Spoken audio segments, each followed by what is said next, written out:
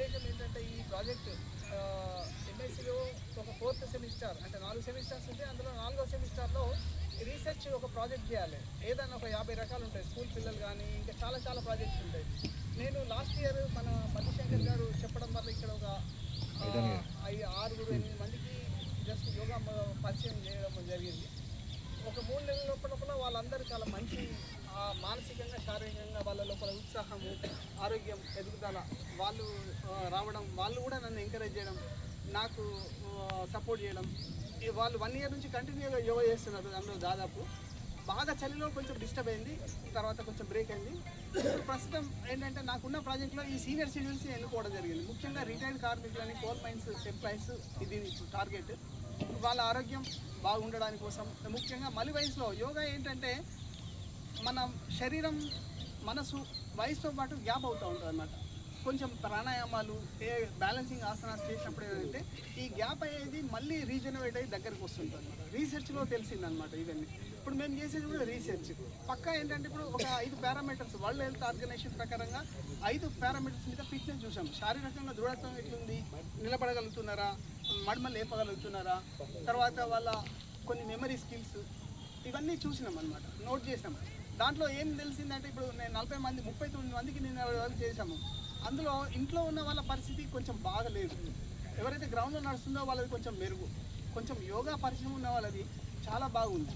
So మనం ఏంటంటే ఇప్పుడు మనకు ముఖ్యమైనది ఏంటంటే శ్వాస సంబంధించినవి, కార్డియాక్ అరెస్ట్ మేజర్ కిల్లర్.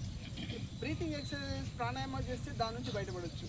తర్వాత దాంతో ఏంటంటే మనకు ధ్యానము, మెడిటేషన్స్, మాస్టర్ గ్లాండ్స్ ఇవన్నీ బాగా యాక్టివేట్ అవుతాయి.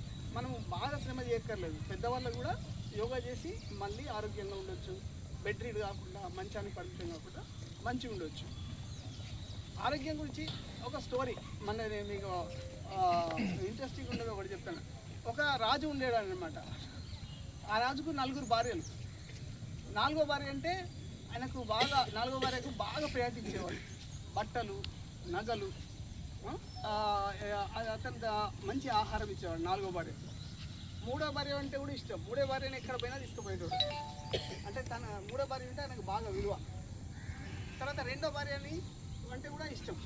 2వ భార్య ఆయనకు అప్పుడప్పుడు సలహాలు, సహాయం చేస్తూ ఉండాలి. ఫస్ట్ భార్యని పట్టించుకోకపోయాడు. 4 భార్యల్లో ఫస్ట్ భార్యని పట్టించుకోయాడు. కానీ ఆ భార్య ఈయనకు బాగా చూసుకునేది, ఇతన్ని కేర్ తీసుకునేది, ఈయనకి ఏం కావాలో చూసేది, అన్నింటిలో సాయం చేసేది. ఈయన 4వ భార్యకి బాగా ప్రయారిటీ ఇచ్చేవాడు. 3వ భార్య అంటే ఎప్పటికెప్పటి ఇచ్చుకునేవాడు. 2వ భార్యని ఆమె సాయం చేస్తుంది కాబట్టి కొంచెం ఇష్టపడేవాడు. ఫస్ట్ భార్యని పట్టించుకోవాడు.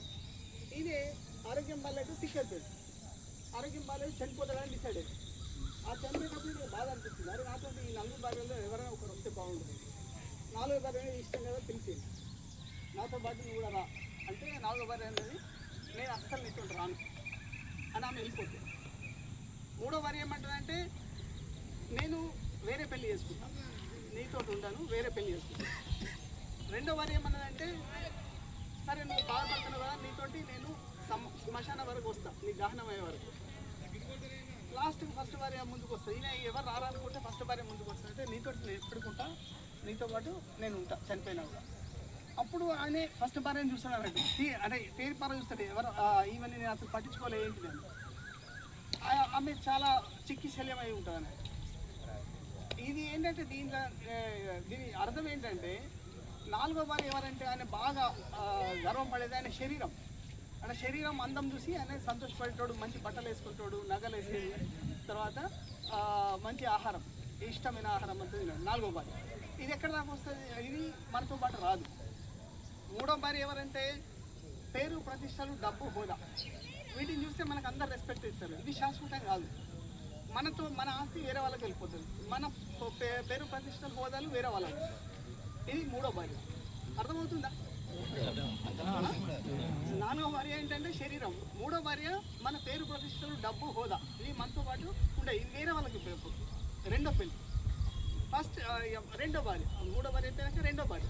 2వ భార్య ఎవరంటే మన స్నేహితులు, బంధువులు, మనకు సహాయం చేస్తారు కొంతవరకు. ఎక్కడ దాకా రాగలుగుతారు? శ్మశానం దాకా రాగలుగుతారు, మనకు సెండ్ ఆఫ్. లాస్ట్ ఫస్ట్ భార్య ఎవరంటే మన ఆత్మ, మన ఆరోగ్యం, మన అలవాటు. ఇవి బాగుంటే వీటిని మనం పట్టించుకోము. ఏది మన ఆరోగ్యం పట్టించుకోము, నచ్చింది తింటున్నాం, ఆరోగ్యం పట్టించుకోవట్లేదు. తర్వాత మన ఆత్మ మనకి ఎప్పటికీ గైడ్ చేస్తూ ఉంటుంది. ఇది ఒక మంచి చెడు అనేది మన ఆత్మకు తెలుస్తుంది, కానీ మనం దాన్ని పక్కన పెడతాం. మనకు తోచింది మనం బుద్ధి చెప్పినట్టు, మనం మనసు చెప్పినట్టు వింటాం, కానీ బుద్ధి చెప్పినట్టు వినము. మనసు ఏంటంటే చిన్న పిల్లలు లాంటిది అన్నమాట, చైల్డ్. బుద్ధి ఏంటంటే పేరెంట్, మంచి చెడు చెప్తుంది. మన ఆత్మ మనకు చెప్తుంది, కానీ దాన్ని మనం ఇగ్నోర్ చేస్తాం. సో అలవాట్లు కూడా ఏంటంటే మనకు సంస్కారాలు అవుతుంది అన్నమాట, వాసనలు, సంస్కారాలు. ఈ జన్మలో మనం తాగుని బాగా ఇష్టపడడం అనుకో, మళ్ళీ జన్మలు కూడా మనకు క్యారీ ఫార్వర్డ్ అవుతుంది. మనం అందుకని చెడు అలవాట్లు కాకపోతే సంస్కారాలు కూడా మనకు నెక్స్ట్ జన్మకు వస్తాయి. ఇప్పుడు ఉదాహరణకు ఒక ఫ్యామిలీలో తల్లిదండ్రులు సేమ్, ముగ్గురు పిల్లలు, ఇద్దరు పిల్లలు, వాళ్ళు డిఫరెంట్ ఉంటారు. ఒకరు సాత్వికం ఉండొచ్చు, ఒకరు తామసికం ఉండొచ్చు. ఎందుకు తేడా వస్తుంది అంటే వాళ్ళ పూర్వజన్మ వాసనలు. కాబట్టి ఏంటంటే మనం వీలైనంత మటుకు మనకు దీన్ని గైడ్ చేసేది ఏంటంటే మన బుద్ధి. సో ముఖ్యమైన విషయం ఏంటంటే దాన్ని మనం పట్టించుకోవాలి. సో శరీరానికంటే ఆరోగ్యాన్ని క్రియేట్ చేయాలి, మంచి అలవాట్లు, మంచి జీవితం. ఇది యోగాలో మనకు అది నేర్పిస్తుంది. మనకు ఆటోమేటిక్గా మన జీవన స్టైల్ మారుతుంది. ముఖ్యమైన శ్వాసలు, మనకు ప్రాణశక్తి, మన శరీరంలో ముఖ్యమైనది శ్వాస, బ్రీదింగ్. మనం 5 లీటర్లు తీసుకునే కదా లీటర్ మాత్రమే వాడుకున్నాం. శ్వాసలు తీసుకోవడం ద్వారా మన ఆరోగ్యం పెరుగుతుంది. తర్వాత మనం విసర్జన, మన ప్రేగుల నుంచి మన ఆరోగ్యానికి పోషణ లభిస్తుంది. సో చిన్న ప్రేగులు, పెద్ద ప్రేగుల నుంచి లాస్ట్గా ఆ శోషణ రావాలంటే మనం తీసుకున్న ఆహారం తొందరగా బయటకు వెళ్ళిపోవాలి.